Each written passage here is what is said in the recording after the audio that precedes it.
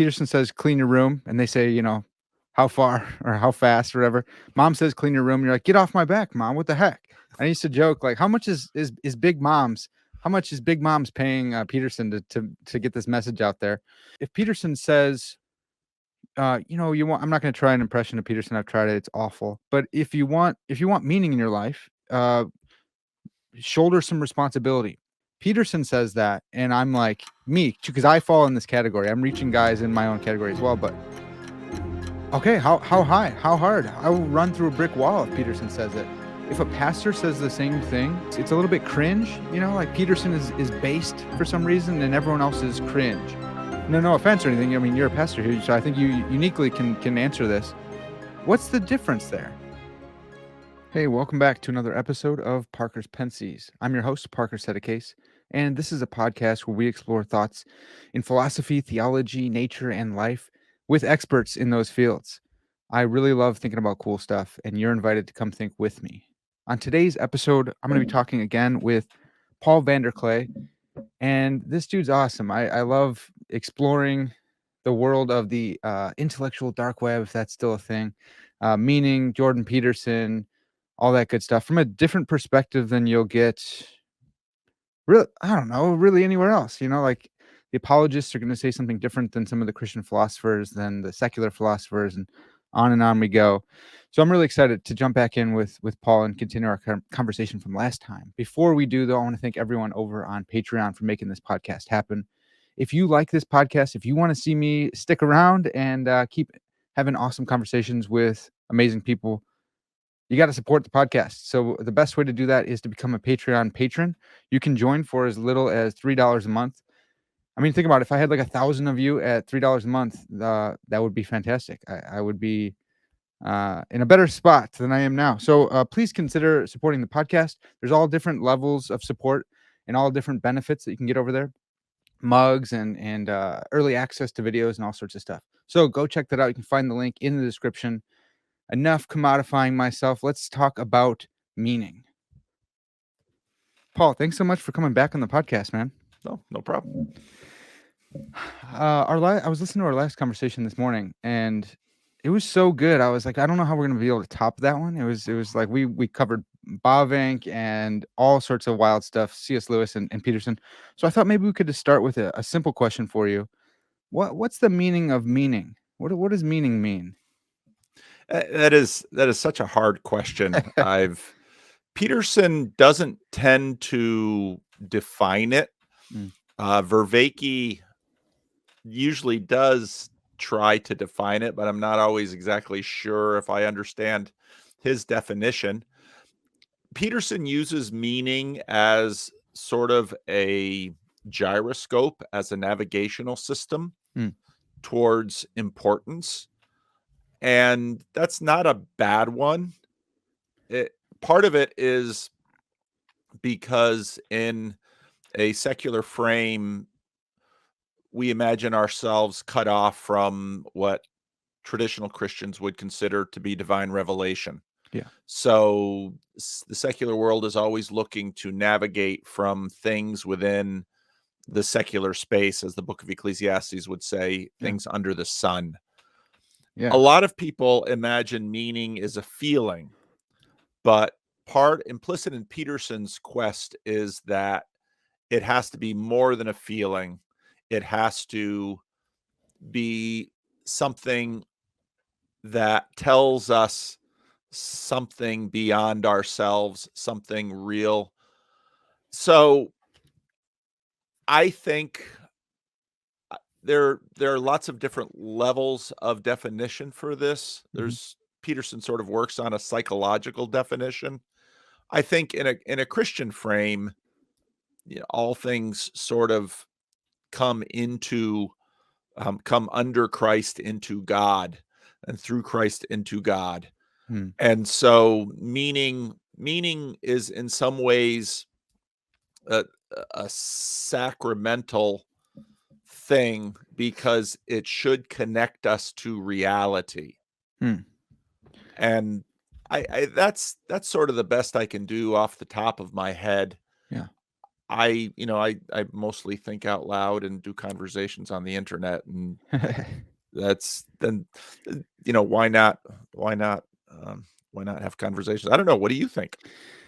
Man, I would want to say that we need a reference point for like adjudicating between meaning and something that is meaningful and non-meaningful. So this philosopher Philip Goff talks about this thought experiment where someone's just counting blades of grass for their whole life, and he's like, "Look, if they is that a meaningful task?" And then you go in whether he enjoys it, whether he doesn't enjoy it, maybe that gives it meaning or not. And I would want to say you need a like a transcendental vantage point to say whether that's meaningful or not. And I think a lot of that comes down to purpose and teleology. What are you made for?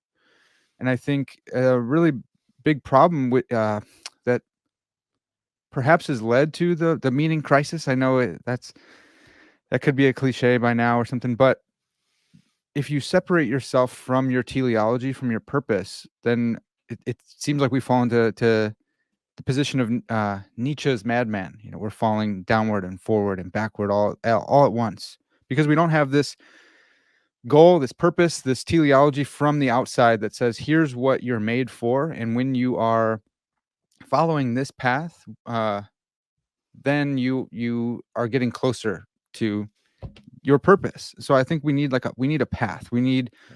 We need a target. We need a mountain that we're looking at, or a North Star, or you fill in your favorite analogy. But I would want to say it's like it's a transcendental vantage point that we can say, look, if I go that way, I'm heading towards meaning. If not, then who cares? I get to make up whatever meaning I want. Yeah. And I don't know that you can actually genuinely do that. Yeah. Well, what do you make of that? Like making up your meaning, the existentialist project. No, I think you're right. I don't think we can just so I'll go back to lately I've been doing my adult Sunday school class again, and one of the things I always present to them, a place to start is what I call the great puzzle, Hmm. which is throughout at least recorded history, we've been trying to figure out how the world can be both a place of trauma and a place of glory. Hmm. And there are whole varieties of answers that are given throughout recorded philosophy, religion, history. And the contemporary one that sort of has supremacy in the secular world is this idea that the world is fundamentally chaos and that there is no such thing as history. There is no such thing as purpose. These are Hmm. all things that we impose upon a chaotic world in order to, well, that's a good question. In order to what? Right. And so your connection with teleology and purpose, I think, is very good. One of the things, if you listen to Jonathan Peugeot, he continues to want to make narrative foundational. And that's one of Yes. the disagreements between him and Vervaeke. Vervaeke doesn't want to set narrative that low and doesn't believe that narrative should be is that far down in the stack. But the so I'm a pastor, and what that means is I work at a fairly pragmatic level for people, Hmm. and I don't tend to necessarily have to engage in the philosophers in their battles. But what I do see is that even if someone asserts that at the bottom of the stack is chaos, nobody can live that way. And I think part of the reason we're having this meaning crisis is that intuitively we cannot sort of distract ourselves from our ontological assumptions, even if they're not conscious. Hmm. And so, at a deep level, people who want to continue to profess that it's chaos at bottom and not meaning or purpose will, especially when they're pushed, have a crisis at some point, Yeah. which looks like what we're seeing. Yeah. Well, I love the idea of narratival or narrative foundations. I just had just did a podcast episode on that with an analytic philosopher, and it's really cool to see it touch on everyone. Peterson's not analytic himself by any stretch. He's very continental, but to see that we find people looking for narrative structures and finding them, and so I think I think narrative realism is really important to say that yes, like there isn't an overarching or undergirding story to reality, and that is more fundamental. I think on a Christian view of the world, that makes sense. And I think actually, some of your neo-Calvinist roots, creation, fall, redemption, consummation. What do you think? What do you think Peterson thinks of that? Because he's got his maps of meaning, right? We have these foundational maps of meaning, and I think he even says those four categories, or I think he might use three categories. But seeing yourself in paradise, he says, fall, something else, and then he does use redemption. And I wonder if he thinks there is a genuine story that we can find out there in the world. My read on Peterson continues to be sort of a seeker. Mm, I think he would like there to be that reality. I think he sees that in many respects, individuals and cultures need a narrative reality. yeah. I think I think narrative is just going to be inescapable for the almost all of humanity Mm, to be a functional, productive human being.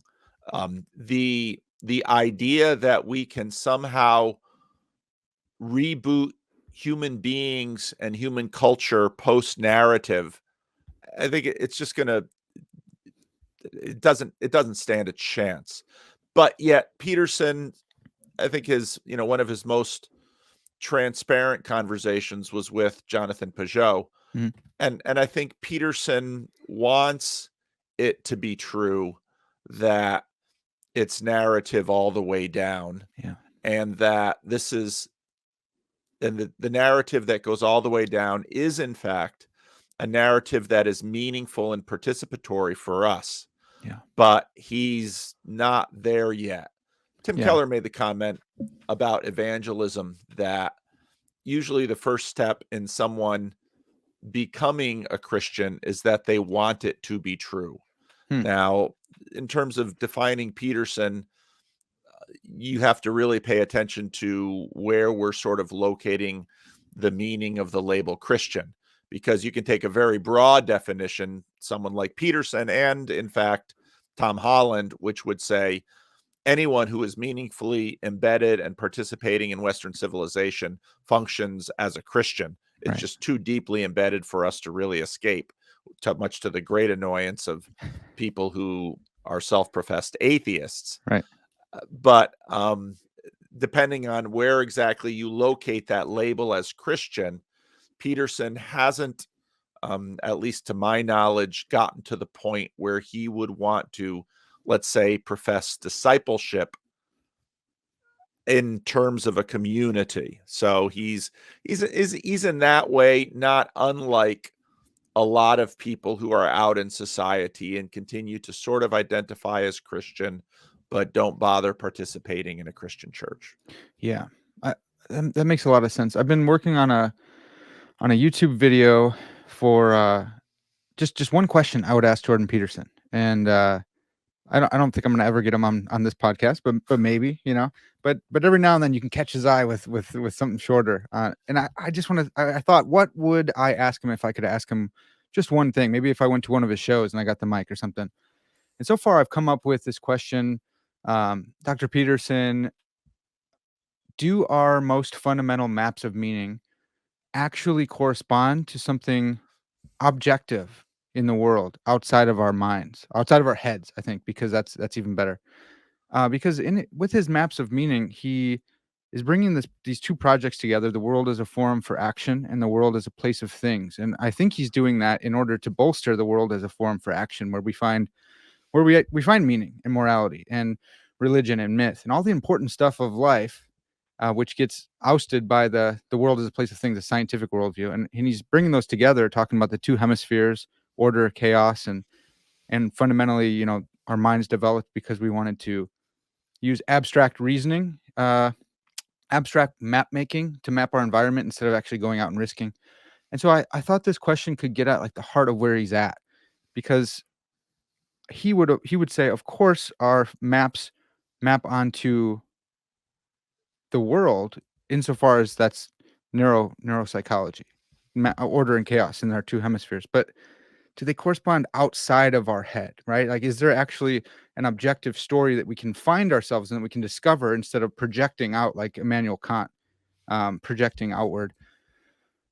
I wonder, how do you think he would answer that? Like, you just gave me a really good analysis, but with that question, do you think he right now would say yes, our maps of meaning do map on, or no, it's just mapping onto our brain instead of reality outside of ourselves?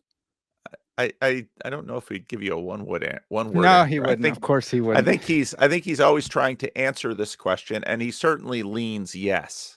Okay. But you'd also have to, I mean, for him too, the question would be, okay, you want me to move my lips and move air through my lips and make a verbal sound, or is this what I live through in my life?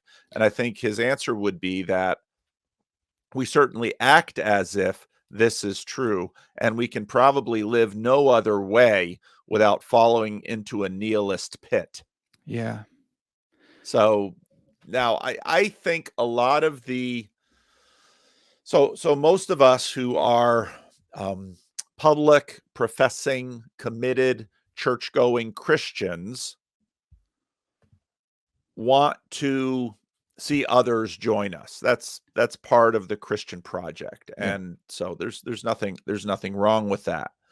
I think deep in the cultural conversation now, evidenced not only by many who, like Peterson, have not participated in church in a meaningful way throughout most of their lives, or those who are deconstructing and leaving the church, is to what degree and in what way does church participation, and that goes all the way from worship, which is at the center of what Christian churches do, into community, um, benevolence to the poor, et cetera. Mhm. In what way does that participation in what way is that participation meaningful in the bigger question of engagement with the deepest level of reality? Mm. There's a skepticism out there. And when I pray, is that merely psychological? And I think the conversation, despite the fact that numbers are sort of turning the other way, there's always a lag effect in this. The Mm. conversation is clearly turning more towards living out, at least imaginatively, a relationship with being, capital B, which is, one of Peterson's preferred in his writings, at least. Right. But what about the institutions? And that, of course, shouldn't come as a great surprise, because institutions have been in crisis since the 60s and 70s. Mhm. So that's I think, where a lot of Christians want to pursue these questions in the abstract, but people don't live in the abstract. Right. And so the questions for Christian leaders and those who are participating in Christian institutions, I think, comes down to asking ourselves about both the sort of rationale and the shape of our institutions, and do how do we how do we help those outside the institutions and this participatory narrative connect these institutions with the broader frames. Yeah. Paul, that's awesome. I can imagine someone listening and thinking that you're promoting the seeker sensitive, felt needs type style, and I don't think you are at all. But how would you distinguish between you know, like the mega church style of like, hey, come on in and we'll have popcorn and Marvel movie night type stuff, versus like being a. I kept thinking in my head as you're talking, like an evangelist of meaning, Yeah. towards culture, who's desperately searching for it, or maybe doesn't even know they're searching for it, but is desperately lacking it. What would be the difference between an evangelist of meaning type style versus that felt needs? Let me just appeal to, I don't know, your baser desires or something like that. Well, I would want to sort of separate baser desires. New Testament's kind of hard on, base desires, epithumia. I'd want to separate that from felt needs. Okay. People have felt needs, and the felt needs probably are expressing something deeper and more real. Mm, People aren't particularly good at making good decisions to actually address felt needs. They will try almost anything to address a felt need, and that will often get them into trouble. Even though I am not a pastor of a megachurch, and I certainly have my critique of the megachurch, I did a conversation with James Wellman, who um, is comes out of, let's say, a mainline. He doesn't participate in church anymore. He's a professor at University of Washington, and it's interesting because he decided to study mainline churches, or to study mega churches, to sort of, even from a mainline perspective, check their performance. mm, And what he discovered is that in many respects, mega churches do a lot for people. Now, are they ideal? No, but we're sort of short on ideals, generally speaking, anyway. yeah. But I think we have a lot. Most of the people who watch my channel will tend to be better than average educated, high in verbal skills, it really enjoy intellectual abstraction, et cetera, et cetera. Mhm. So good enough. That's fine. I don't, I'm happy for my audience, because in some ways what I do on my channel is think out loud, and then it's an invitation to think with me. But again, as a local church pastor, I recognize that almost nobody in my church listens to my videos, Hmm. Okay. because they're not like me in this. Yeah. As a minister of a church who preaches sermons, does pastoral care, manages programs in the institution, etc., I need those, especially verbal skills, for preaching, teaching, and pastoral care. But most of my people need a much deeper, richer, broader tradition that appeals to people often at the felt need level. Okay. And I think what we want to do in churches is offer good avenues at helping people address their felt needs. Hmm. And you see this when you read the Gospels all the time. I mean, one of the most common questions Jesus asks, asks is, "What do you want?" And people are all over the map. Often the things that they want are healing or food, or out of a problem that is, most of Jesus' miracles are not trivial.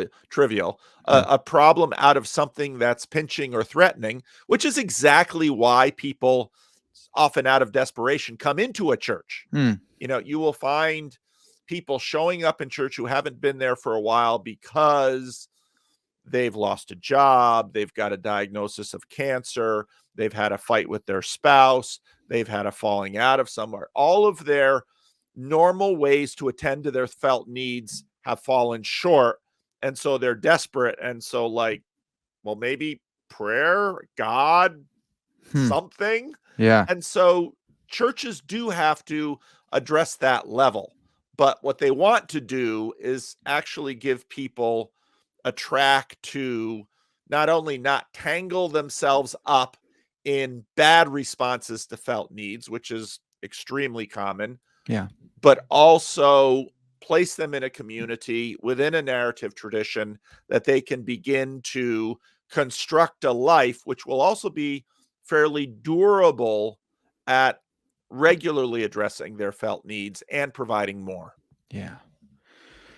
That's huge. I think that's a great answer. And I wonder about your own what do you call them? Congregants, parishioners? Like what?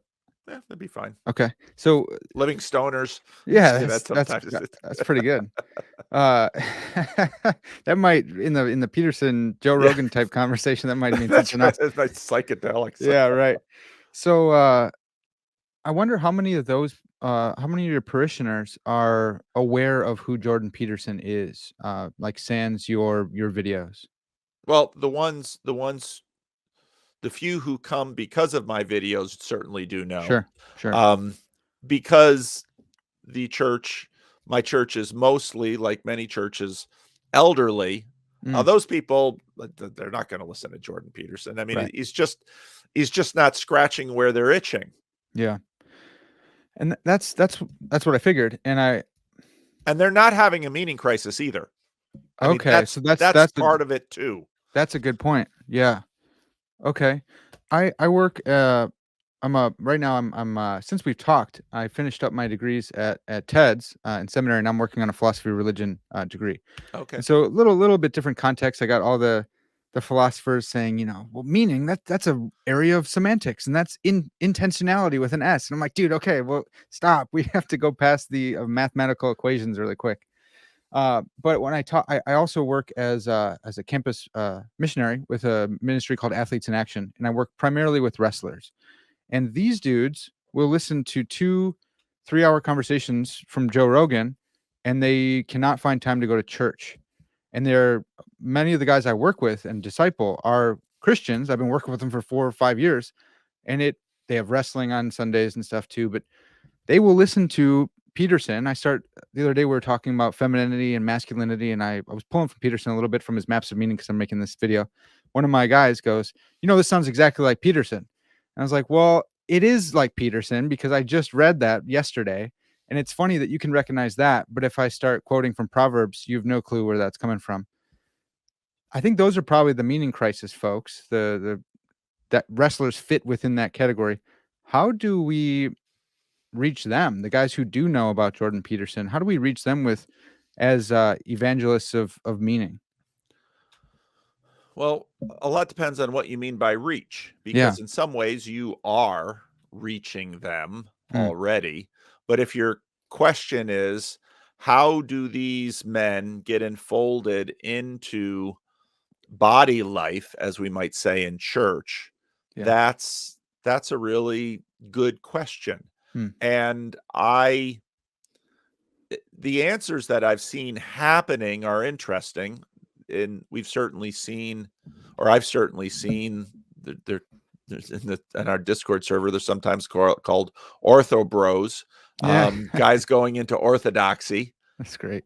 And that's interesting because, again, Orthodoxy, Catholicism, some Anglicans, very sacramental type liturgies are connecting with a certain group of individuals and helping meet some felt needs. It's Yeah. going to be interesting to see how that goes long term, but part of what that says is that some very old methods still have a lot of life, and Hmm. that's a good thing.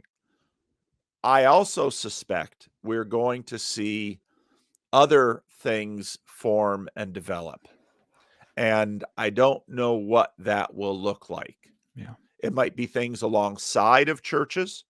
Protestantism has always been about a flexibility with wineskins in order to address contemporary felt needs.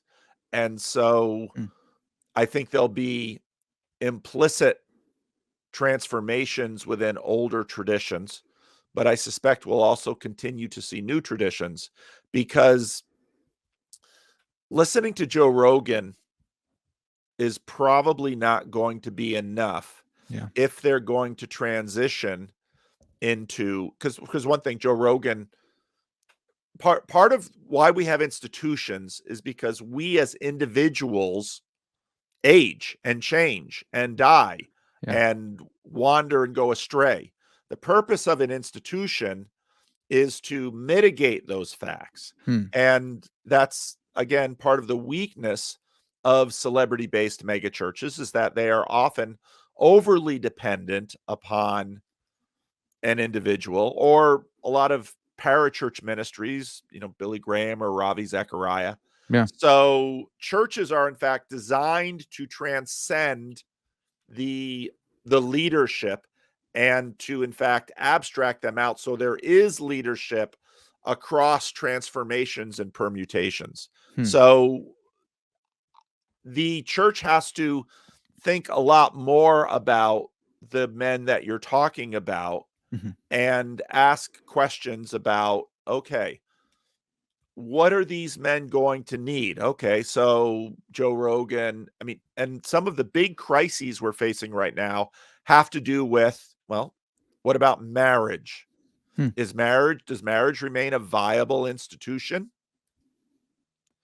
And if so, family, does Yeah. that remain a viable institution? And if these do, how will other institutions like church resource people to achieve what these more non-physical institutions like marriage and family require, especially in an age now of screens and hyper change? Yeah. Yeah. I think about the fact that I used to, if Peterson says something, there's a certain amount from like guys from like 18 to 30 are going to be like, yes, okay, cool. Peterson said that. I can go that way. Peterson says, clean your room. And they say, how far or how fast or whatever. Mom says, clean your room. And you're like, get off my back, mom. What the heck? I used to joke, like, how much is Big Mom's? How much is Big Mom's paying Peterson to get this message out there? But likewise, if Peterson says, I'm not going to try an impression of Peterson. I've tried it. It's awful. But if you want meaning in your life, shoulder some responsibility, get married and be faithful to your wife. That's radical. His best rule for life is from Beyond Order Rule 10. I think it's about intimacy in your relationship, and it's fantastic. Peterson says that, and I'm like me because I fall in this category. I'm reaching guys in my own category as well, but okay, how high? How hard? I will run through a brick wall if Peterson says it. If a pastor says the same thing, and it goes viral or whatever, it's a little bit cringe, like Peterson is based for some reason and everyone else is cringe. What does he have that he can say stuff and it has staying power, it has it motivates people, whereas if a pastor says the same thing, no offense or anything, I mean, you're a pastor here, so I think you uniquely can answer this. What's the difference there?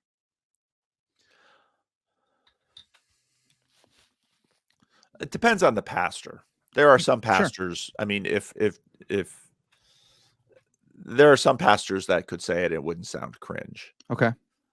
A lot of it has to do with the reputational valence that institutions have had. Hmm. You know, I think in some ways the orthobros today are the new iteration of the young, restless, and reformed Yeah, that was a generation ago totally. now. You look at how Mark Driscoll, moved young men. And I just did that same conversation with James Wellman and Tripp, who was in Mark Driscoll's church. Wow. And we're seeing the exact same thing right now with the Ukrainian invasion, where I just saw a video from the UK where young and old, 60-year-old is like, I'm going to go to Ukraine because someone needs to. I mean, this is built into us as men. Women Yeah, have it too. It's a little different, sure. but men do require a challenge. But right now, all so much of so much of our narrative intuitions are formed and shaped by media driven narratives. Hmm. If your pastor says, um why don't you abstain from sex until you're married? That's unrealistic, and it's not very cool. Now, Right. someone might make it sound cool, Hmm. but that's a challenge, and that is a non that is a non-trivial challenge for young men. And Yeah. so when Peterson says, churches aren't challenging young men enough, he's got a point, but it's way more complex than that. And whereas for a whole group of young men, they can listen to Peterson and be motivated and inspired by him, there's lots of other young men who, for one reason or another, aren't on Peterson's wavelength. Yeah. And they watch the Gillette commercial about toxic masculinity, and all of that is then directed towards I'm gonna be a woke warrior, and Yeah. I'm gonna fight racism, and and they'll just follow those banners. So this heroic instinct that men have is by no means infallibly directed. It Hmm. feels that way. Anger works the same way. People who are angry, part of the reason that emotion is so powerful is it comes with its own sense of meaning built into it, which is where you get the sense of righteous indignation, Yeah. and where people who get angry and act out in their anger sometimes, once they cool down, realize, oh, I was just angry. Mm. And similar things can happen with a lot of these meaningful motivations. Yeah. What people, I say this with fear and trembling, but Driscoll was a huge influence on my life. I was very much a product of the Young, Restless, and Reformed, and he helped me stop watching porn because he wrote this little book called Born Again Christian, and in there he says, "Hey, we're not animals to be dragged around by our cocks." And that changed my entire life, him saying that, because I was like, I had this idea of Schwarzenegger, and that's who I wanted to be, just stupid, jacked. And I thought every woman would just rule over me, having no idea that's not what gets women. I wrestled because I thought I could be He-Man or something, and I realized women like tall basketball players, not freaking wrestlers. Nobody cares about wrestlers. Wasted my whole life. But realizing that that was a challenge, it was an encouragement, but yeah, it was saying, look, you're not a freaking animal, dude. Like, reform the way you think about this, because a man a man who sleeps around is not the strong one. He's the weak one. He's the one who can't do that. And there's this phenomena of incels or whatever, involuntary celibates. But if you're a handsome man with any kind of means, like, you can find a way to sleep around. You can do that, and so it will take more restraint to not do that, to save yourself from marriage. And it takes a lot of savvy to say that in a way that's not like, promise keepers, here's your little ring, let everyone know that you are the squishball weirdo. But instead, like, no, give them tools that say, hey, look, I'm not going to be dragged around by my cock, dude. I'm a rational animal. I'm not a donkey or something. Yeah, and Driscoll did that well. Mm. And the disappointment with Driscoll, well, there were a number of disappointments with Driscoll, but he obviously he needed some maturity in some areas he didn't have it. Hmm. And when push came to shove, he was squishy and he cut and ran. Yeah. Right. And then he used he used he used he said, God told me to. Oh, okay. Gosh. And this church that not only he invested in, but thousands of others invested in, was gone overnight. Hmm. So there's rightly a scandal there. Definitely. And it would be nice to there's a ton of wisdom in what the church has gathered over years. And the idea that if Driscoll had, let's say, submitted to a degree of discipline and worked on some of these things, perhaps with some older men that could have said, you're clever, you're sharp, you're funny, you're inspirational, but this is something that's going to have to wear well over time. Hmm. And it doesn't mean you have to be perfect. It doesn't mean you can't make mistakes. And it doesn't mean that apologizing is weak when you do. Right. But it does mean that you learn these long-term virtues of faithfulness in the same direction, of strength over time, because just as you said, it's a function of self-denial to be able to be able to manage things over the long haul for a community. And this is where some of our narratives that are easy to display on film Hmm. don't necessarily transfer well in our imaginations when we think, okay, what does it mean to be a good father and a good husband when you're Yeah. going to be married for decades? What does it mean to be a good pastor when you're going to be leading the church for decades? Mm-hmm. And there will be stumbles, Yeah. there will be errors, there will be all of those things because you're a human being. Yeah. But, when by the time people get to my age, pastors are starting to think about, how do I finish well? Mm. And it doesn't mean you didn't make mistakes. It doesn't mean you haven't stumbled. In fact, I like to look at Judas and Peter. I mean, part of the difference between Judas and Peter is Peter didn't go hang himself.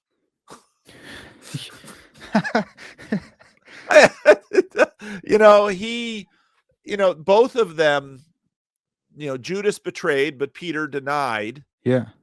And, Jesus, but he doesn't leave the community. He runs to the tomb after the resurrection. He's hanging about with, filled with probably anxiety about, he knows Jesus knows, and is Jesus going to bring it up? And what's that going to look like? And he Yeah. knows it's going to be painful. Mm-hmm. And, Peter, at some time, perhaps, who knows the way it looked from any perspective in the early church, but perhaps outshined by Paul, Yeah. or maybe not, who knows, because Yeah. the Right. complexity between, that early church fight in terms of its Judaism and the Roman character, it's tremendously complicated. But Yeah. um, Peter goes the distance. Mm. And, what would have been nice out of Driscoll would be, yeah, lots of people have made mistakes in the first decades of their careers. Mm-hmm. And what do you do? What does the whole thing look like? And Well, and he could have been a really good example of, hey, I messed up, and you don't have to use the squish ball language. You don't. I'm so sorry for those I hurt. Look, I messed up, man, and I jacked up a whole church of people. I apologize for that. Like, there's a way to do it, which would be genuine, hopefully, not just, you didn't have a whole team make a script for you, because we can tell. I think that I got off the Driscoll bandwagon a little bit earlier than a lot of my friends, because he started doing this weird thing talking about his neck size. He'd be like, "You look, your pastor has a huge neck. I have a huge neck, blah, blah, blah." Like, not talking metaphorically, literally about his neck. And I was a college wrestler. I know what a big neck looks like. Mine was way bigger than his, and mine was not large compared to my teammates. So I was like, what is this weird thing he's doing with his neck? Why is that the mark of a man when you're a pastor? You're not a wrestler, dude. Go away. And it was just like this weird key that I keyed in on. After that, he started calling himself the father of his church, because now he's over 40 and now he's a full grown man. Talking about the color of his beard. Now I have gray hairs and stuff. And it's like, look, Paul, I can talk about your beard because it's glorious and it's like Gandalf the White. But if you came on to my podcast and you're like, everyone, look at my beard, look at how white it is. It's like, if you weren't joking, then now this is really awkward, because yeah, Proverbs says, let another praise you, not your own lips. What the heck are you doing? right. So I Right. started seeing that there's like this weird, the cringe masculine church leader, pastor, is the one who talks about himself as being a boss, of being this stud. Like, that is super cringe. I think of this guy. There's this viral video of this dude talking about being a youth pastor and punching this kid in the chest. Have you seen this one? No. He thought he was like the best thing. He's like, look, I told this kid, hey, Ben, when are you going to start taking God seriously? And I punched him in the chest, crumpled the kid. And he thought it was like this BA moment where all of us can be like, yeah, tell that kid. And we're all like, that's child abuse. What do you do? Why would you brag about this? You're fired and maybe going to jail. It's unreal. But I with all this, I have genuine confusion on what does it mean to be a man? What does it mean to be a manly man? Because I think there's a category of manly men that we Yeah, need in society that, yeah. of course, not everyone's going to be the manly No, man that we look up to, but we no. do need men to play that role. And Yep, are they allowed in our churches? yep, yep. That's right. And it's the same with women. I mean, there are women who fit a certain, they have a body type, they look a Mm, certain way, and there are women that don't. right. And, we've had, now 50, 70 years of conversation on that side of the aisle Mhm. where, women got to work on these things. Well, men got to work on these things.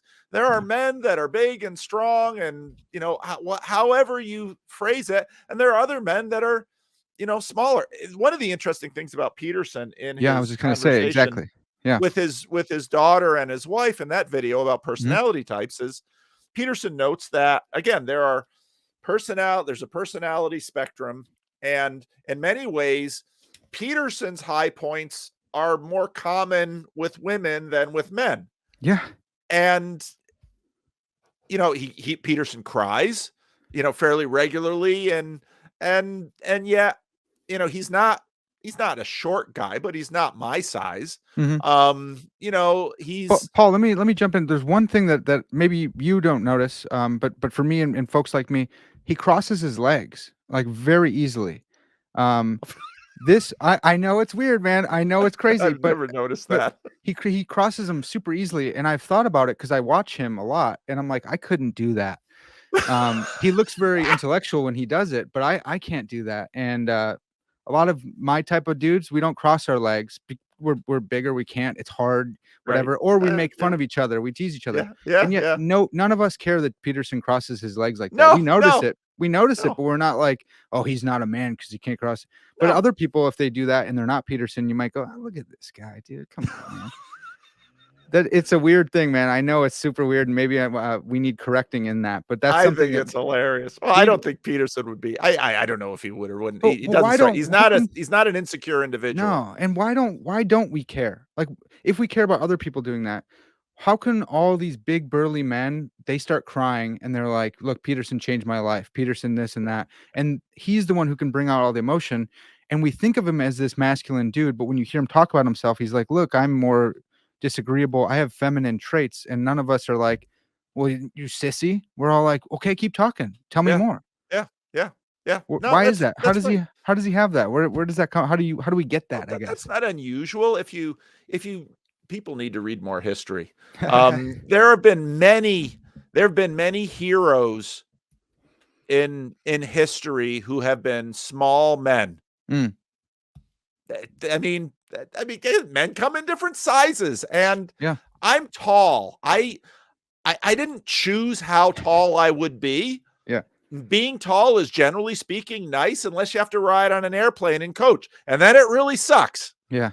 And that same thing with being broad, and I'll tell you, I sit there in that airplane and I see this guy that's, 4 feet wide going down the aisle. I'm like, oh, I hope he doesn't sit by me because Right. it's gonna be like this the whole time. I Yeah. mean, that's where people come in different shapes and sizes, and it's okay. And I think we know that I part of it is different with women again because men are visually sexually oriented more than women are. Not that women aren't at all, but again, and that sets up an entire dynamic. But no, I think men do respect strength, but strength can be expressed in many different ways. I think that's right. And I think we recognize that in Peterson in his ability to say no, Yep. in the way that he characterizes the warrior in the garden.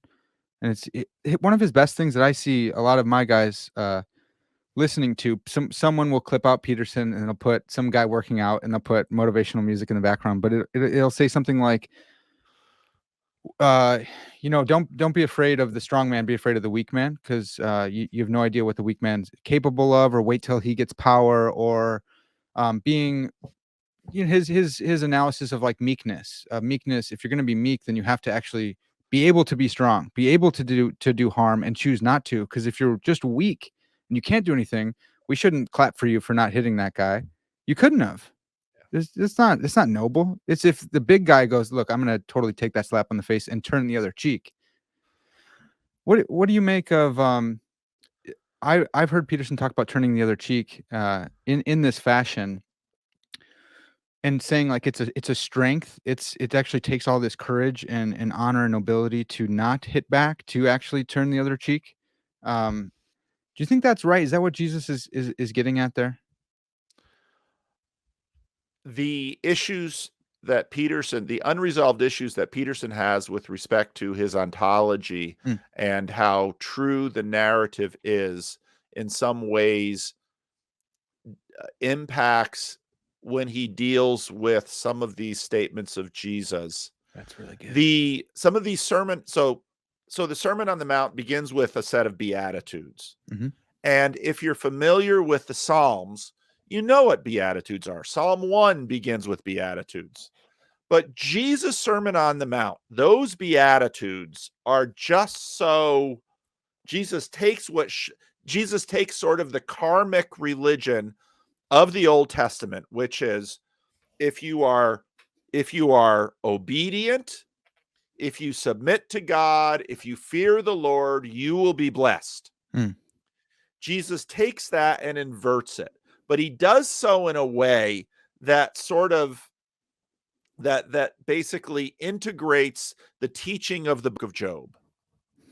And this is something that I think Christians often miss, is this transition, how Jesus and Job fit together, and how Jesus really integrates and applies Job throughout. Because the question is, okay, if Jesus can still a storm, he can make a storm. And just Hmm. go ahead and read through history how many naval battles have been determined by storms. Yeah. And if Jesus can raise the dead, he could certainly kill. Holy And if cow. if he can This raise is gold, dude. Holy cow, that's awesome. if he can raise the dead with a word, he could kill with a word. Now, Yes. we all understand killing, and it's far harder to raise the dead. And so Jesus has this power, which anyone who sees his miracles understands and is terrified by.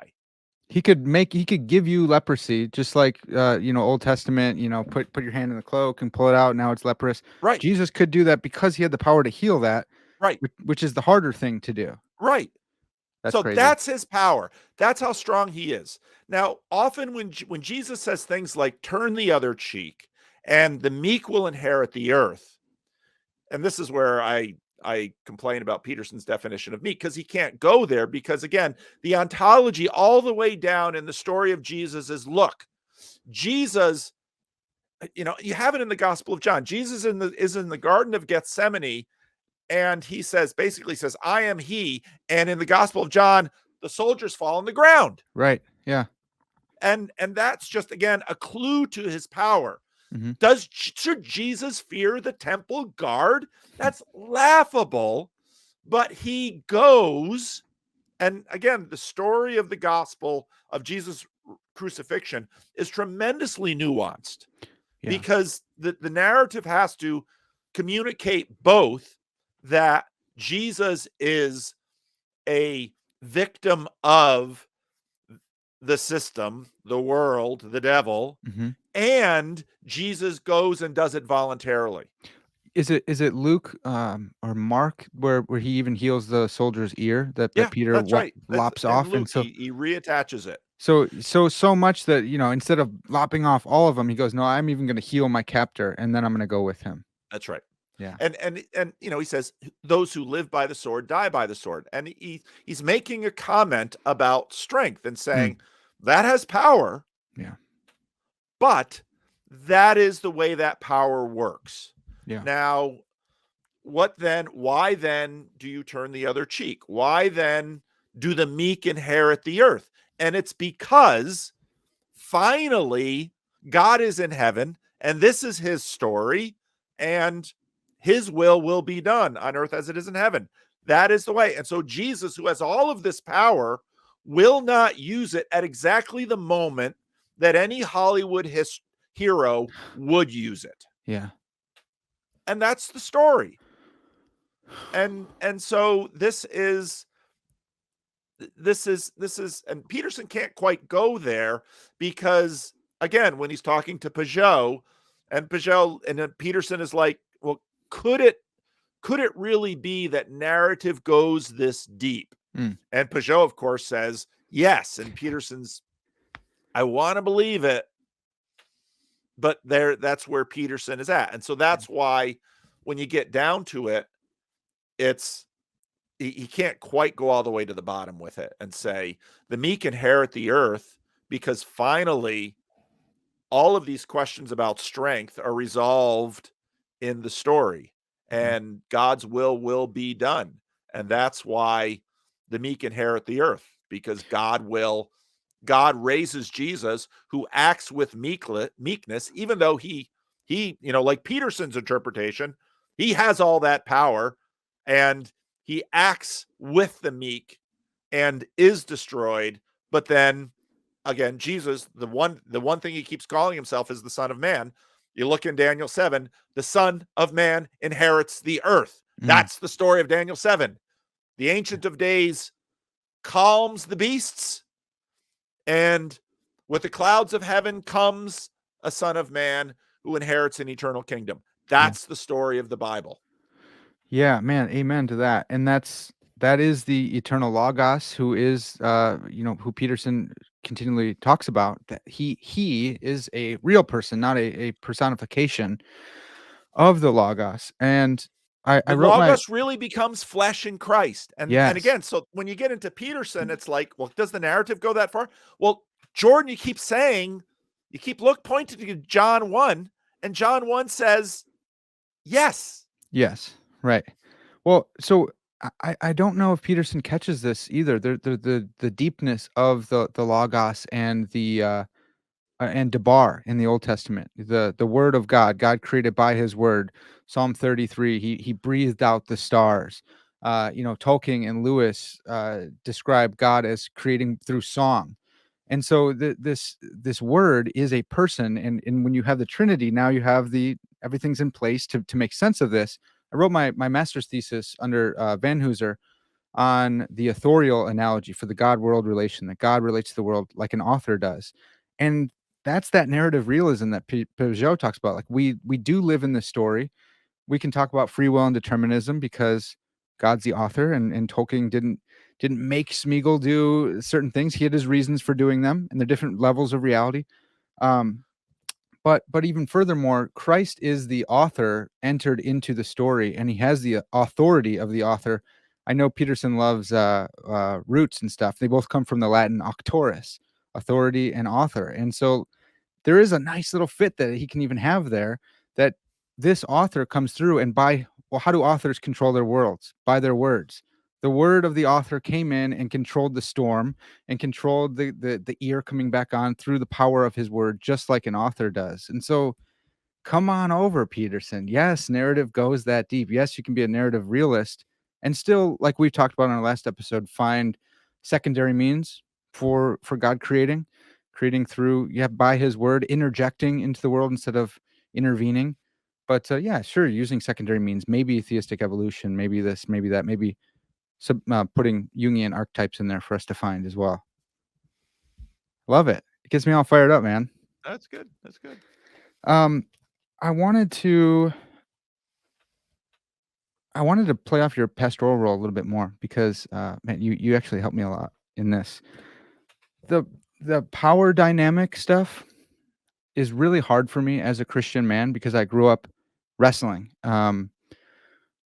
And all the men I looked up to were wrestling coaches, very few of whom were Christian, though the wrestling community is very much like at least nominal Christian, right? Like there's a lot of Christians in the wrestling good old boy type communities, but I had these different ideas of what it means to be a man, both at the same time. I kind of snapped into consciousness at like 7 or something. Started wrestling, started going to church, 2 different lives. The power dynamic is a really hard one for me, and I have listened to most of what Peterson has said about meekness and such. I don't hear a lot of teaching from Christians that I admire and respect about being a powerful man, being a man of action, being a man who is skilled physically as well. Like we said, there's a role for it. Not every man has to be like this. Okay, fine. Some of us do. And I'm not saying I'm the most manly or burly or anything like that. But how does meekness and strength go together? How can a Christian man I still compete in jujitsu and this is about strangling each other and arm locking each other. How how is it that we can want to succeed in those areas of strength and it's not brutality. I'm not trying to break someone's arm to hurt them. I'm trying to submit them, and actually honor them by taking them seriously enough to go as hard as I can against them. What what do you think out of this stream of consciousness I'm just kind of tossing at you about a Christian man wanting to be powerful? Is that okay? I think it is. God, Eric Liddell, Chariots of Fire, Yeah. God made me fast, and, when I race, I feel his pleasure. Hmm. I mean, so there shouldn't be any embarrassment or qualms about the physical strength that you've been given. Hmm. There are a couple of things that I think are beneath some of these hesitations. One of them is that since the Industrial Revolution, we have entered into a world where human physical strength is no longer the tool it used to be. Hmm. So when I worked my way through college at a lumber yard, and so I was just loading trucks and unloading trucks and delivering lumber, and it was very physical work. Yeah. And it was great work for me because you're in college all the time. It's just all this brain work, and then summers you get to just be outside all the time and using your body. It sounds awesome. And It was this probably towards your point, but like to me, that sounds like a fantastic job. it was it It was sounds great. epic. Yeah, moving And you're lumber all mostly day. around men, but there are Yeah. some women who come in and need your help, and you load their cars for them. And it was a great job. Yeah. The longer I stayed there, the more my mind, in a sense, displaced my body, because the more I knew, I was one of the few guys that could use a computer easily. And that sort of shows what has happened in our culture. I Huh. remember some of the guys. It was a family business, and so it was multi-generational, and so some of the guys who were a generation older than myself used to talk about when their grandfathers worked in that business, and they basically talk about feats of strength, because I think if you actually paid very close attention historically and went back, we would find that we men are physically considerably weaker than past generations were. Yeah. I remember there was a travel log that we always had tickets to, because they'd get my father to pray because he was a minister. But I remember one person coming with a film then where it showed like the last sailing ships, and you had men who were basically climbing up the outside of the sail simply on hand strength. And I mean, it was just a crazy amount of strength, and just Yeah. these guys were doing it. Well, why? Because they'd working with their bodies all the time. Hmm. And so you become physically very strong. Now, look at our lives now. You know, we have we don't have to walk forever or even ride a horse, because we have cars that take us, we have airplanes. I mean, we are atrophying our bodies Hmm.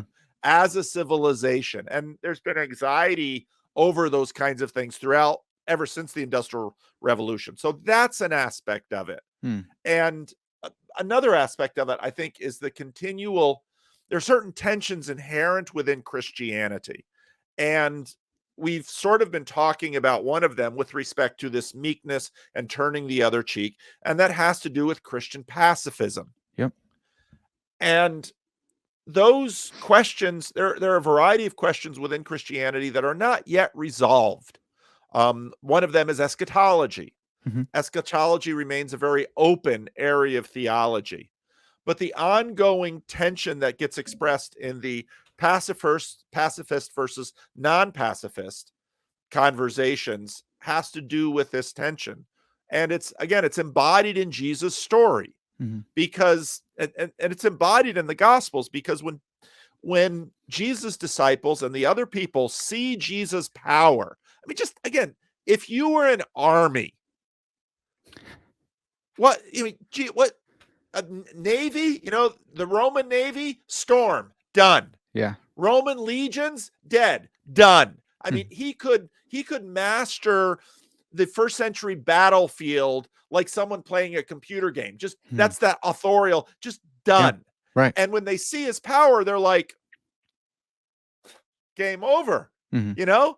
Jesus, we want you to, and then, have Jerusalem replace Rome and have you replace Caesar.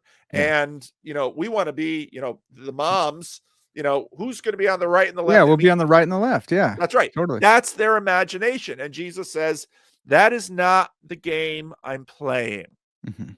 And so on one hand, you see Jesus full of power, but he allows himself to be arrested by the temple guard. Mhm. And these tensions are within Christianity. And so I think those two aspects, the Industrial Revolution and these tensions within Christianity, sort of lean us into what do we do with it. Goes far beyond just men and physical strength. Yeah. What do we do with power? Because again, women have tremendous power. Totally. One strong man might be able to master one or two other men. A beautiful woman walking in the room masters the room. This is a story of Samson, right? Yes, Yeah. exactly. Mhm. So Yeah. these tensions are still with us, and we have to work them through. And so then, if you've been, by virtue of the genetics that you were given and when and where you were raised, if you have physical prowess and stamina, we don't think about stamina in the same way as we think about brute strength, which Mm. we probably should, Yeah. because you look at those Kenyan runners and yeah, you'd love to wrestle them, but if you could catch them. That's right. So, we've got all of these things. And so depending on what you've been given, you're going to have to work it through Mm. and come to decisions. And then, but that's the wisdom of life. Yeah. And again, we also tend to, I think, partly through the ways that we have disrupted our sense making, partly through movies, visual media, screens, we tend to accentuate the moment, because movies are 2 hours that build to a particular moment. It's a nice little story right there. Mm. And we don't quite know how to deal with, and you see this in the Star Wars movies, old Han Solo. Old Han Solo or old Luke Skywalker should be men of wisdom. Yes. Yeah. And when you're young, you've got all this physical power. Well, the physical power is going to recede, but the wisdom and the competence and everything else that human beings can do should then basically fill out the deck. Yeah. The same thing with women. When you're young, you're beautiful, but when you're old, the beauty doesn't fully fade, but now you add savvy. My wife and I have been watching Survivor, just because for reasons we've been kind of going through the corpus of Survivor on Paramount Plus. And it's just been so interesting watching youth, because Survivor tends to cast often models, it's television. So they'll Right. cast models. And what you find is that when you're young, you just don't know enough. And you watch some of these older people come in and it's like they can think 2-3 steps ahead because Yeah. they've been around. And the young people are like, that's just what growing up and growing old should be about. Gain wisdom. Yeah. Yeah, Paul, in my head, I have this savage sage dichotomy where I've studied systematic theology, theological studies, and now I'm working on philosophy of religion. I want to be a philosopher, but I still want to do jujitsu, and it's like this weird tension. Like you said, I'm sitting. I got books surrounded by books, and if I would told my 18-year-old self, "This is what you're gonna be doing with your life, dude," he'd be like, "What?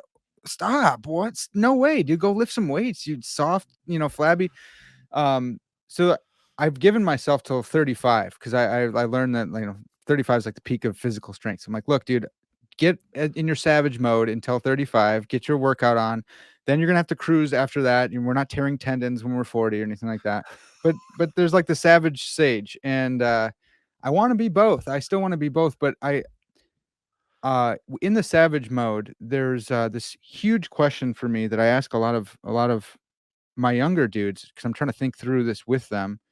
What do you do if someone slaps your wife's butt? And when I ask, yeah, man, this is a tough one for me. When I ask older dudes, they're like, "Well, when is this going to happen?" I'm like, "I don't know. The taste of Chicago. What you tell us to go out and be in the world, but not of the world. You tell us to go do evangelism. Those places where I'm doing evangelism, if I have my wife with, what do I do if I'm in a bar and someone grabs her butt?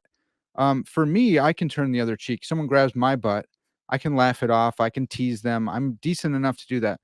But now we don't talk much about honor and shame in Christian circles, except to say Jesus despised the shame. Yeah. That's all we know about shame. But we don't have a ton about honor. And this guy dishonored my wife. What am I to do about that? And I don't want to be just a jerk, savage. Me mad, me bash you on head. But like, I don't get a lot of teaching on that kind of stuff. What do you make of that one? First of all, if you're with your wife in a bar, I don't think anybody's gonna touch your wife's butt. What if I'm in the bathroom? Oh, okay, then maybe, okay. Um, now, so my wife, my wife has told me about incidences where before we were married, men would brush up against, cop a feel, all Yeah. this kind of stuff that women have to endure. Mhm. And I've been married now 34 years. There was one incident when my wife and I were first in the Dominican Republic, and someone came through with a motorcycle and snatched her purse. But they were on a motorcycle, so they were gone before I Yeah. even knew what happened. Right. I there is I think these kinds of questions you do have to work through with wisdom, Mhm. and I think it is different. I think you are, as a man, called to protect your family. Mhm.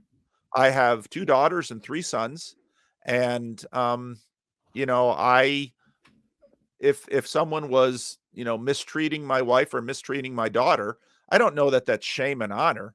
I think Okay. that's just, drawing a line that shouldn't be crossed, and, we have police and courts, and they're all appropriate, Mhm. but, I was a campus cop, so during my summers, I worked lumber, and You do during amazing jobs, man. This is they were fantastic. great jobs, and so Yeah. then during the school year, I was a campus cop, and, I took that job seriously, and because the world is a dangerous place, and there needs to be laws, and there needs to be lines, but I think you have to think about what's necessary Yeah. and what's important, but you have to think that whole thing through. Now, I talk on my channel and sometimes on Twitter about all that I deal with the homeless here. Mhm. And I have a church with a lot of elderly people in it. And so on one hand, I don't want to be the kind of church that just excludes people with mental illness. Right. And so I do let untreated schizophrenics and people with a history of violence come to church here. But there are limits. Yeah. And I'm one of the younger, larger people here. I keep an eye on them. Mhm. And, I will, and it's just a fact that some of these, there was one guy, he was a unmedicated schizophrenic, and he was probably about 5'10", maybe 130, 140. Well, I'm 6'4", 240. Hmm. You know, I would find this guy sometimes getting riled up, and he could be a danger to women, but if I get in his face, off he runs. Yeah. I don't there's no reason to apologize for that. Okay. I don't think it has to be about shame and honor, Okay. but you are supposed to, you know, protect your wife and your children. Yeah. Now, you're going to have to figure out in any specific situation what the wise way is. Hmm. And most of the time, um, my wife and I don't go into bars. But let's say on public transportation in the third world, Yeah. where these kinds of issues are very common, you stand here, I'll stand here. Someone wants to, I've had women feel my ass, and to me, it's like, hey, It's a little bit they're different. usually Yeah. old ladies are, 80-year-old. Hey, pastor, why don't you and me go away? Yeah. Yeah, not happening. But, no, so I don't think you need to be afraid of that. You Yeah. just, in any given circumstance, do what's appropriate. Yeah. Okay, so I bring it back. I want to bring it back to Peterson here. He talks about and maybe you'll say this is again to the ontological question type stuff, but he says you have to say no and you have to mean no. He talks about this, and a lot of people have found this really helpful in dealing with toxic relationships with parents, with boyfriends, girlfriends, saying no and meaning no. But when it in the realm of manhood, there is an underlying threat of violence with the no. And he's talked about this, and he's taken flack for it from feminist interviewers and such. Um, but behind the no, no, you're not going to go past here. You shall not pass. Like Right. I don't have my fists up, but I'm saying no to you. Right. And that means if you keep coming at me, I'm going to have to do something physically here. Um, what do you think about Peterson's advice there that no, eventually there's a line where violence is drawn? I think he's just talking reality. I think you're right. Yeah, I think so. For a while, there's this business about, well, we're going to replace the cops with social workers. I deal with people, I told this story before where a guy here, he's not supposed to be here because he actually did attack a member of the church once, Hmm. but he's often here, and um, he's got serious mental illness, serious substance abuse. He said, I want to go to the hospital. Okay, can you call 911? I call 911. I'm talking to the 911 operator. Okay, here's a guy. I've known him for a decade. He wants to go to the hospital. Can you send the ambulance? He was dehydrated, couldn't keep anything down. And then the 911 operator calls me and says, does he have a history of violence? Yeah. Does he have any weapons? I said, well, what do you mean weapons? Because does he have a gun or a knife? Well, he doesn't have a gun, but I know he's got knives. Hmm. Okay. So first they had to send the police, and then they sent the fire truck, but the fire truck got here early. Hmm. So I had 5 burly firemen standing there waiting for the cops to come. And the cops come, and it's one guy and one woman. And it's like, between me and the 5 burly firemen and the guy who's dehydrated, this safetyism is a little, Hmm. but the firemen are just, they know the law, they know Yeah. the rules. There they sit and wait. Yeah. Finally, when the cop gets there, then they can treat the guy. So we Right. got 7 people here. Hmm. Yes. Is there a layer of physical violence potential out there? Yes. Hmm. Yes.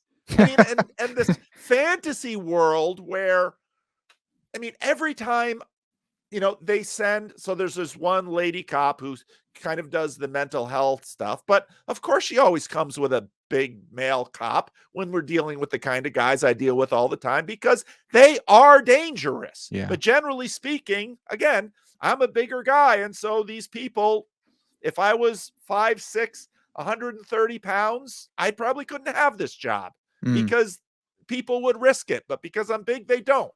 Does that mean there's potential for violence? Sure. My father had the same thing in Patterson. I'm the same size that he was. And, he was one day, he was, it was a very rough area that we lived in and that he worked in. And one day, someone decided that he was probably about my age then.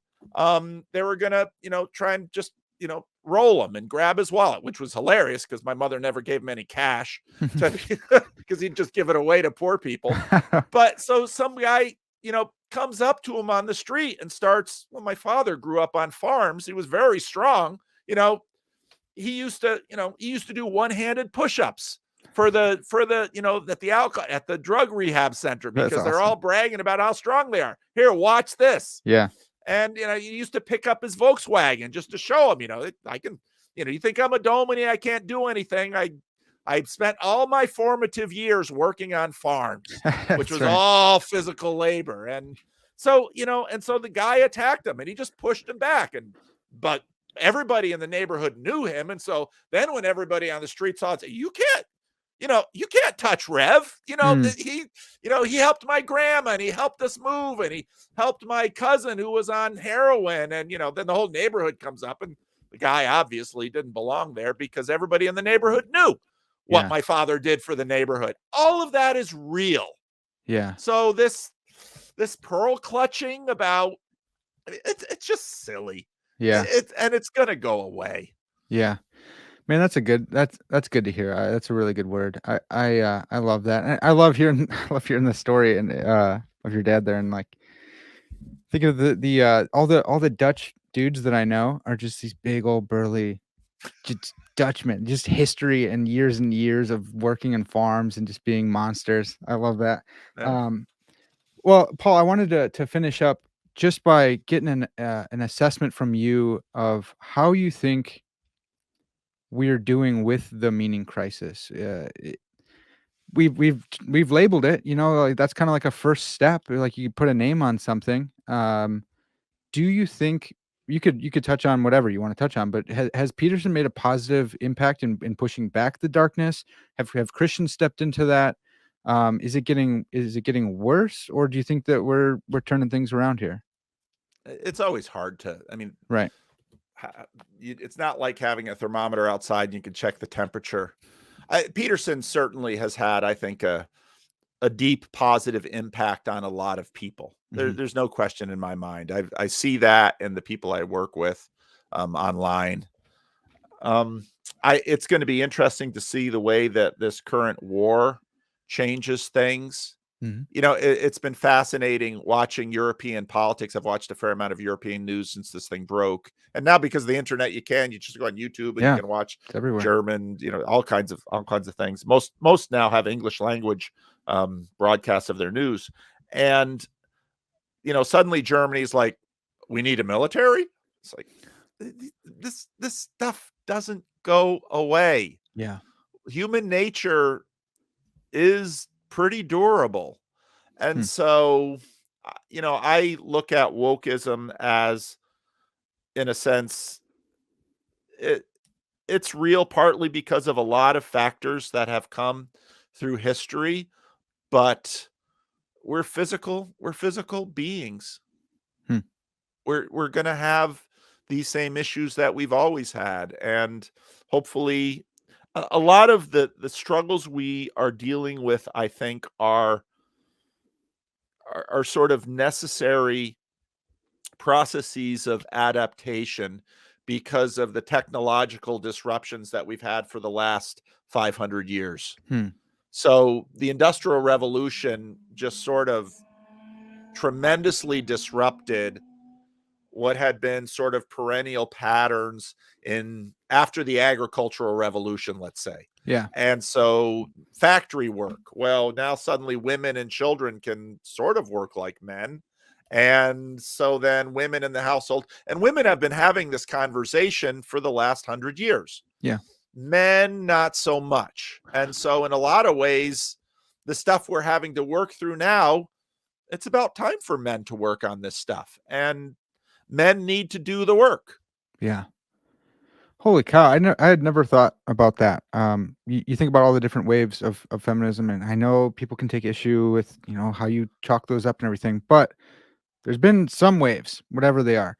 And, yeah, there hasn't been that same conversation in men, really, and I don't know if you could unify us enough to have that conversation. Do you think, is that possible enough? Well, Is I it don't know that women are unified.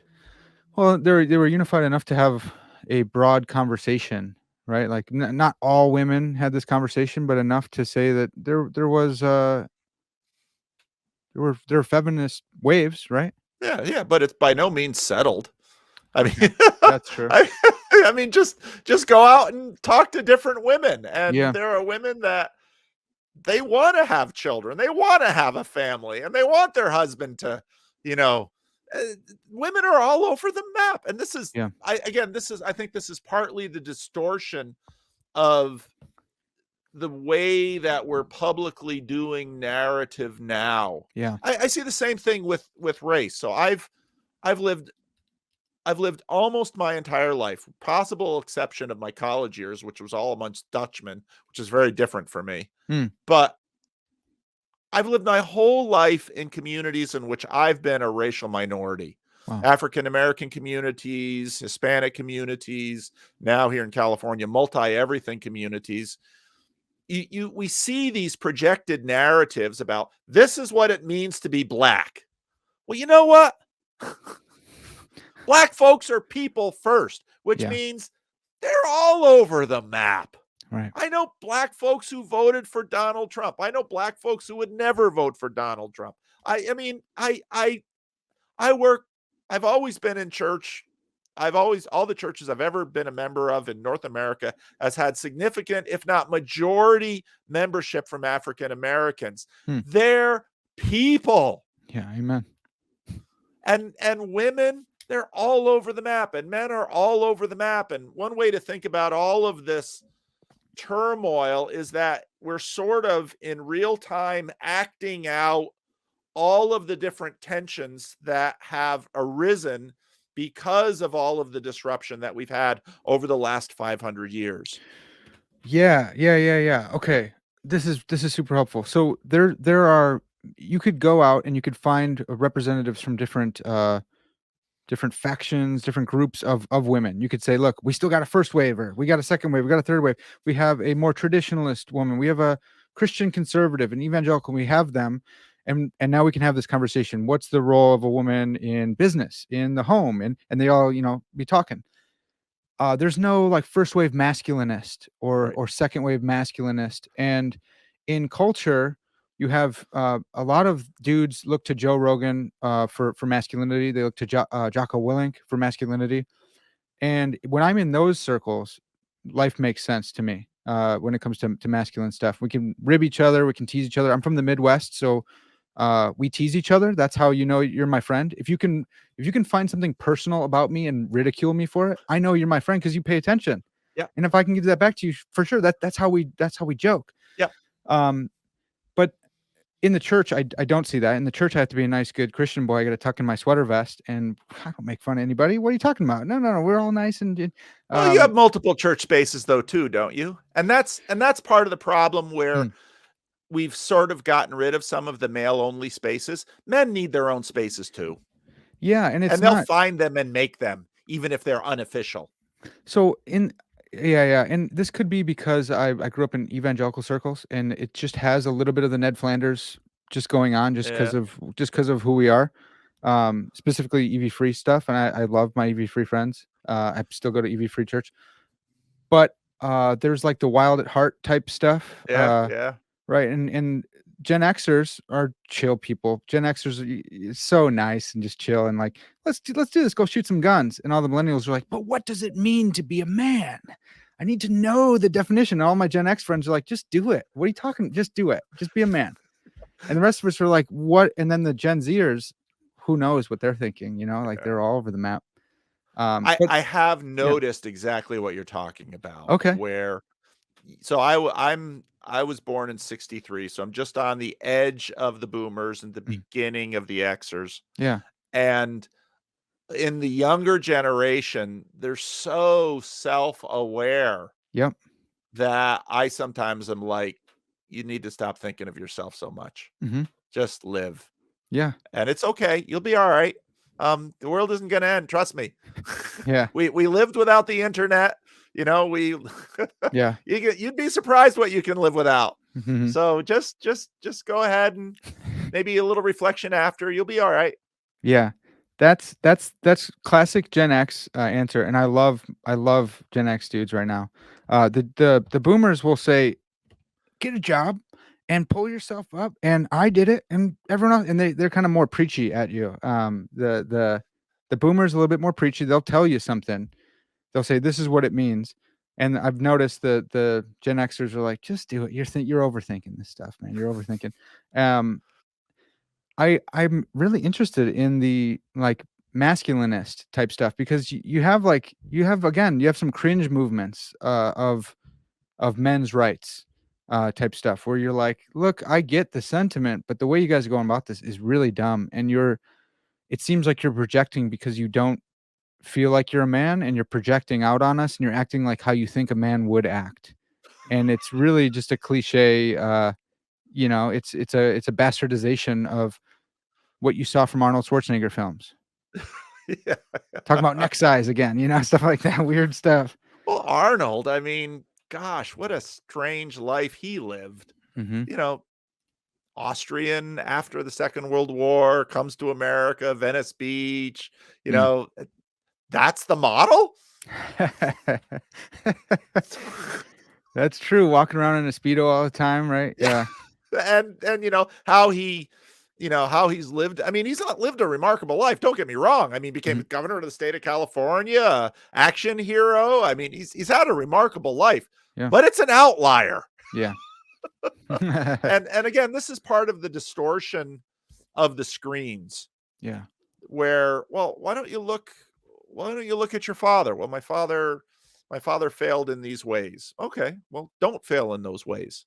He Right. probably succeeded in some other ways, and maybe if you have a conversation with him, hopefully, and another piece of this narrative is the loss of fathers. Mm. That is not a small thing given our cultural disruption. Yeah. That fatherhood is how are boys supposed to learn to be men without fathers? Yeah. And so, in a And lot of fathers in the ways, community too, right? That's yeah, that's that's yeah, what because I was like, I have a dad. He's an awesome guy. He's a carpet clean. He has his own carpet cleaning business, entrepreneur, awesome guy. But when we don't have many fathers in the community yeah, now, because you left your family, now I don't have that role model as well. We the whole community suffers when one man leaves that community. yeah. So if you go back on my channel, my first video with John Van Donk, who's on my channel fairly often, he's a friend of mine. He's older than I am. He grew up in the Netherlands.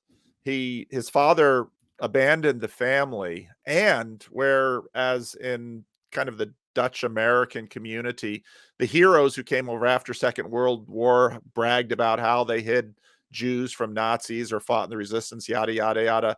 This guy's father drove truck for the Nazis. And it's Whoa. like, and so John tells the story. Again, he's older than I am. He tells the story of just this wound of lack of fatherhood. And he Huh. eventually, quite a bit later in life, older than I am now, got to the point of really realizing that God had brought fathers to him Uh, all throughout his life. mhm. He eventually had reconciliation with his father as well, and eventually had a relationship with him. But no, this is a very big deal. Mm. And so, if men want to be strong, well, think about how to be a father. Yeah. And yeah, you're not going to save the whole world. You're not a Messiah. You're not Christ.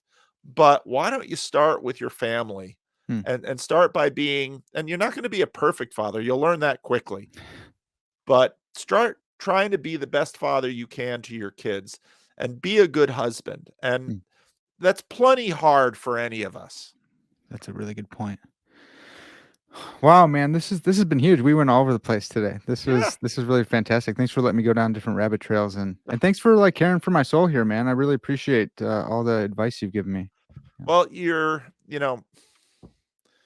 I'm happy to see I'm happy to see men step up in the Christian space Hmm. and just have real conversations. Yeah. We need it. Yeah. Amen. Well, awesome. That's going to have to do it for us for now, folks. Lord willing, we can have Paul back on and talk all sorts of, I mean, you heard it. We can go anywhere with this guy. So that's going to have to do it for now. This has been Parker's Pensées. And as always, all glory to God.